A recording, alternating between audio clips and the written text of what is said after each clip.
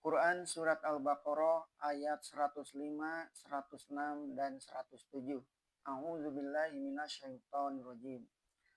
Ma yawaddul ladzina kafaru min ahlil kitabi walal musyrikina ayyunazzala alaikum min khairin min rabbikum. Wallahu yahtassu birahmatihi man yasha wallahu dzul fadlil adim. Tidaklah suka orang-orang kafir dari ahlu kitab itu, dan tidak pula orang musyrikin bahwa akan diturunkan kepada kamu barang suatu kebaikan daripada Tuhan kamu. Mereka tidak senang jika pengajaran agama yang kamu terima dari nabimu itu bertambah kembang dan kamu bertambah maju. Sedang Al-Quran yang kamu terima itu, pimpinan dari nabimu sendiri, sudah terang akan membawa berbagai kebaikan dan kebahagiaan bagi hidupmu.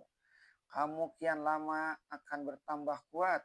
Kabilah-kabilah yang dahulu berpecah-pecah, berperang-perangan, sebagaimana Aus dan Hajraj sendiri yang satu keturunan darahnya, dahulu berpecah dan berperang, sekarang bersatu di bawah pimpinan Rasulullah.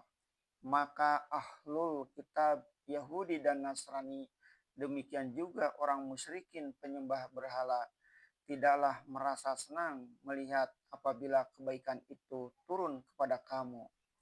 Apa sebab mereka tidak suka? Tidak lain hanyalah satu, yaitu dengki.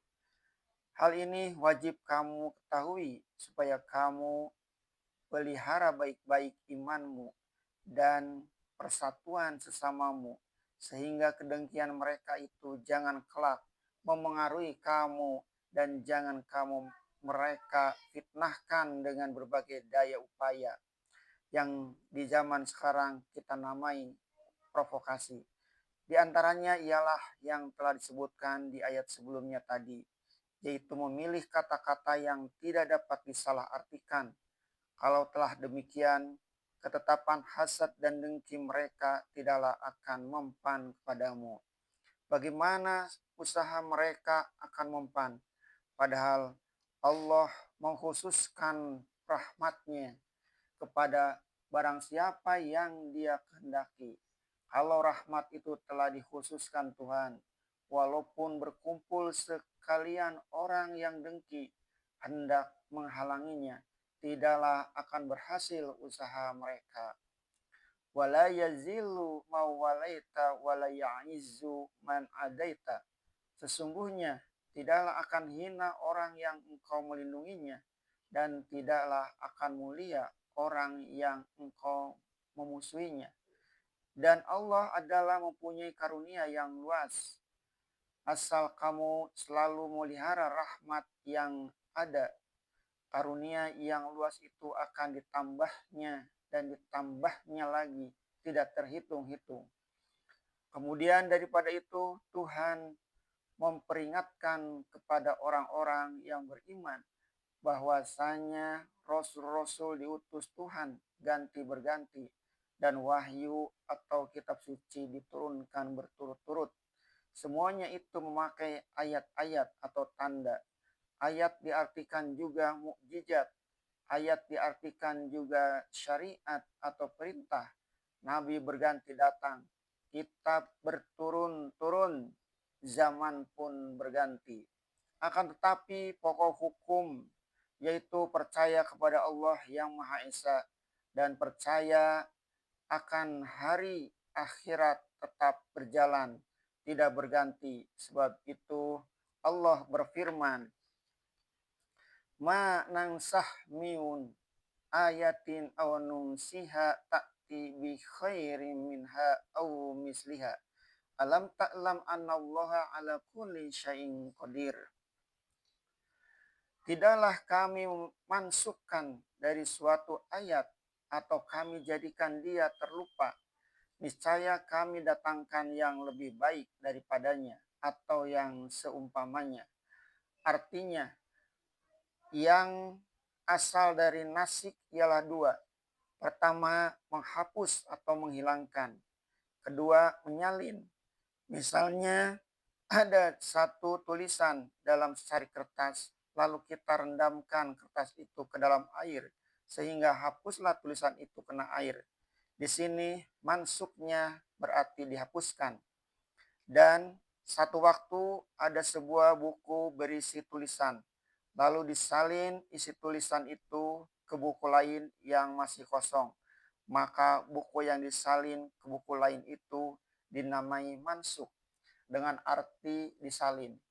Kadang-kadang bertemulah yang disalin atau yang dihapus itu, lalu diadakan gantinya. Maka yang disalin atau yang dihapus dinamai mansuk, dan pengganti atau salinan dinamai nasik. Orang yang menyalin atau menghapusnya dinamai nasik, isim fa'il. Oleh sebab itu, senantiasa kita mendengar bahwa kitab-kitab atau surat yang disalin disebut naskah. Setelah diambil menjadi bahasa Indonesia, kita pakai menjadi naskah. Pengertian naskah berdekat dengan aslinya. Misalnya, karangan yang masih ditulis tangan, belum dicetak, atau manuskrip. Di dalam surat Al-Jaziyah 29 bertemu perkataan nastansikhu yang berarti kami tuliskan. Di dalam surat Al-A'raf ayat 154 bertemu kata-kata nashah. Setelah tenang Musa dari kemarahan, diambilnyalah alwah itu. Dan di dalam nashah adalah petunjuk dan rahmat bagi orang-orang yang ada rasa takut kepada Tuhan mereka. Maka di dalam kedua ayat ini yang berisi nastansihu dan nashah, terdapatlah arti penulisan dan penyalinan.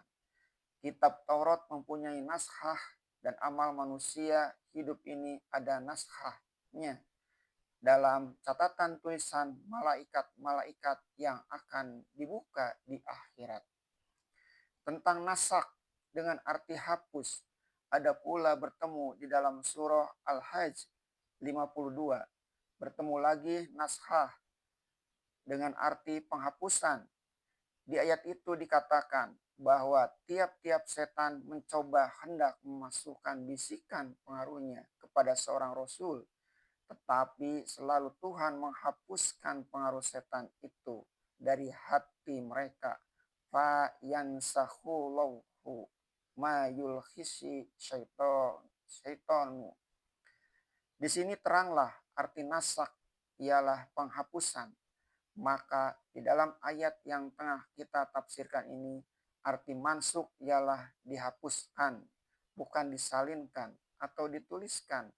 Dan ayat yang dimaksud di sini bukanlah ayat Al-Quran yang mansuk atau yang lupa, sehingga tidak teringat lagi oleh Nabi, lalu ayat itu diganti Tuhan dengan ayat yang lain, dengan yang lebih baik atau yang sama, atau yang mansuk seperti itu, atau yang lupa oleh Nabi, tidak ada. Yang dimaksud dengan ayat di sini ialah arti tanda, dan sebenarnya dituju ialah mukjizat. Nabi-nabi yang terdahulu telah diberi Allah berbagai macam mukjizat sebagai tanda bukti mereka telah diutus Tuhan.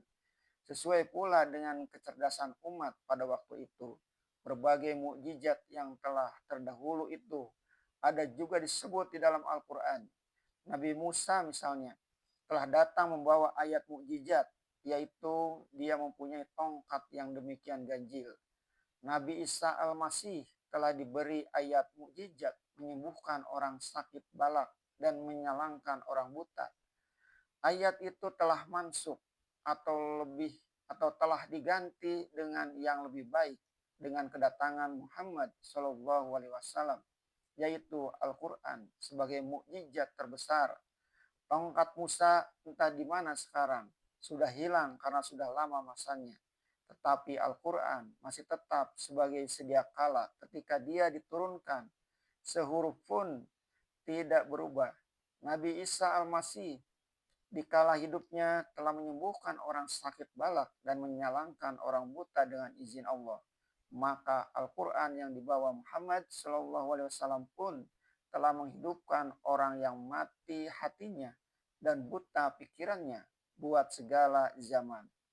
Maka ayat Al-Quran sebagai mukjizat jauhlah lebih baik daripada ayat terdahulu yang telah mansukh itu. Kitab-kitab suci sendiri pun telah banyak terlupa. Itu pun diakui oleh setiap penyelidik yang insaf. Taurat yang asli tidak ada lagi. Orang Yahudi telah banyak melupakannya, sehingga catatan yang tinggal sudah banyak campur aduk.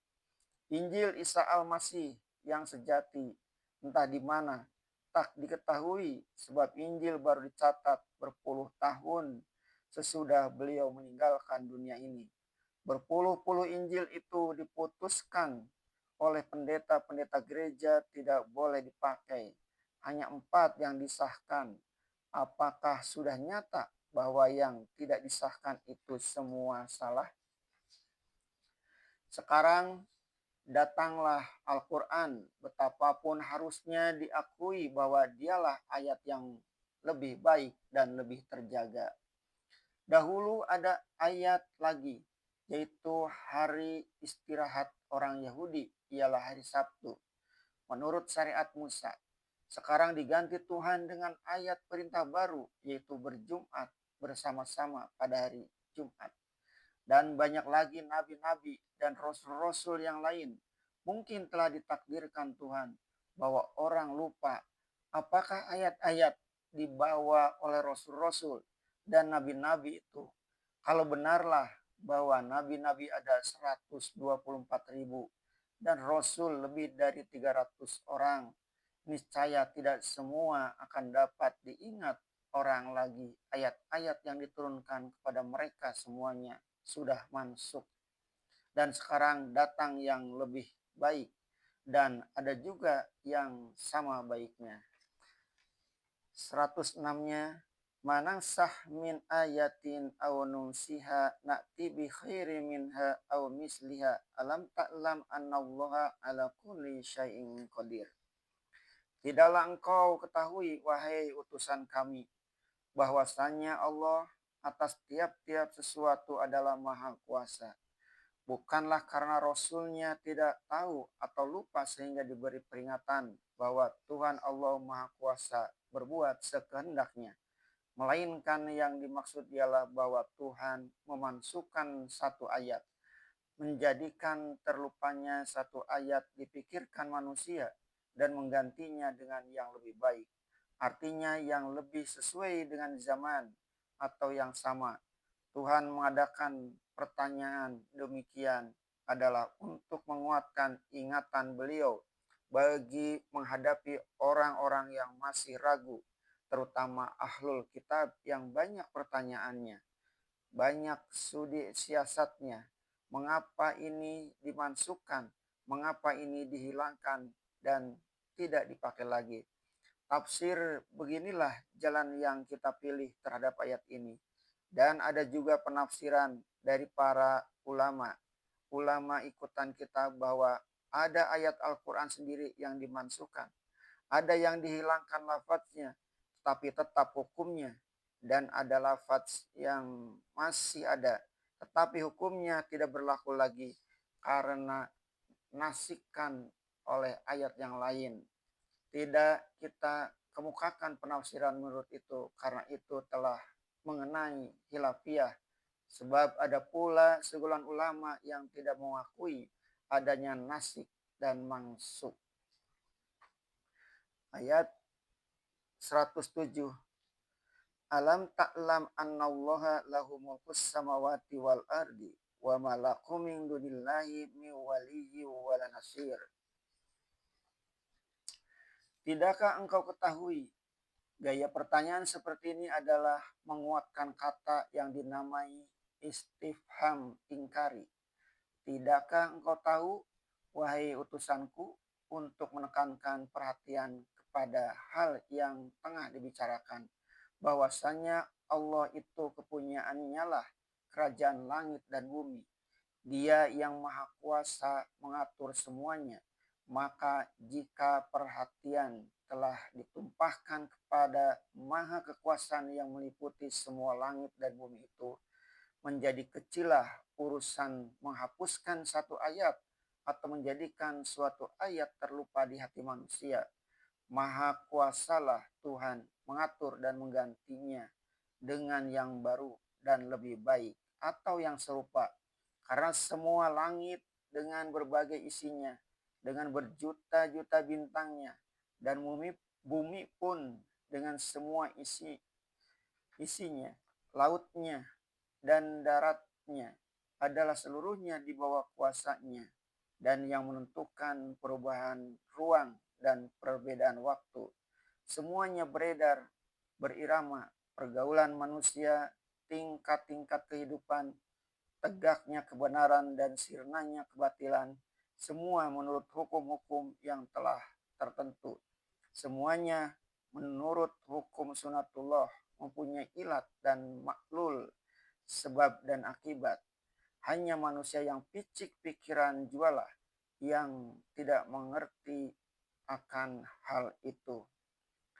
Dan tidaklah ada bagi kamu selain Allah akan pelindung dan penolong. Ya, kalau manusia sudah paham bahwa kekuasaan atas semua langit dan bumi adalah pada Allah semata-mata, sedangkan manusia hanyalah sekelompok makhluk yang hidup di dalam bumi, sedangkan bumi hanya satu bintang kecil saja dari antara berjuta-juta bintang yang dilingkungi langit. Siapakah lagi kekuasaan lain, tempat berlindung, dan di mana lagi kekuatan lain yang dapat menolong? Seluruh langit dan bumi adalah besar, tetapi Tuhan yang menciptakan dan menguasainya adalah maha besar. Langit dan bumi yang begitu besar tiada terjadi atas dayanya sendiri, melainkan atas kehendak Allahu Akbar itu. Manusia kecil di dalam alam, tetapi bila dia insaf akan kedudukan darinya, karena dia ada berakal, lekas-lekaslah dia melindungkan diri dan memohon pertolongan kepada Allah. Lalu diungkapkan dengan kalimat iyyaka na'budu wa iyyaka nasta'in. Engkau saja yang kami sembah dan engkau saja kami memohon pertolongan. Kesadaran manusia akan kekecilan dirinya itulah yang menyebabkan dia pun menjadi makhluk yang berarti di tengah-tengah alam ini.